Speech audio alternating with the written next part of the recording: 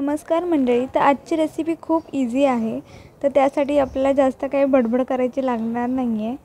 तर इथे मी बोंबील फ्राय करायला घेतले. तर त्याच्यासाठी मी कोकम पाणी लावून लाल तिखट हळद मीठ लावून मस्तपैकी मॅरिनेट करून ठेवून दिलं आहे. त्यानंतर सारण म्हणून रवा बेसन तांदळाचं पीठ आणि लाल तिखट मीठ गरम मसाला हे सर्व मिक्स करून बॅटर रेडी करून ठेवलं आहे. त्यानंतर आपल्याला जे मॅरिनेट केलेले बोंबील आहेत ते त्याच्यामध्ये मस्तपैकी दोन्ही साईड अलटून पलटून सारण लावून घेतलं आहे. नंतर ते डीप फ्राय केलेत मी, कारण की हॉटेलमध्ये पण डीप फ्राय केलेले असतात एकदम क्रिस्पी आणि कुरकुरीत असे. तर तांदळाचं पीठ टाकल्याने ते कुरकुरीत होतात आणि ते जास्त वेळ कुरकुरीत तसे टिकतात, म्हणून तांदळाचं पीठ थोडं टाकावं.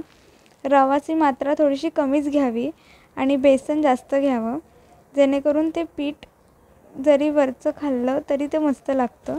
आणि इथे कुरकुरीत आणि क्रिस्पी आपले बोंबील फ्राय तयार झाले. तर कशी वाटली रेसिपी नक्की ट्राय सांगा.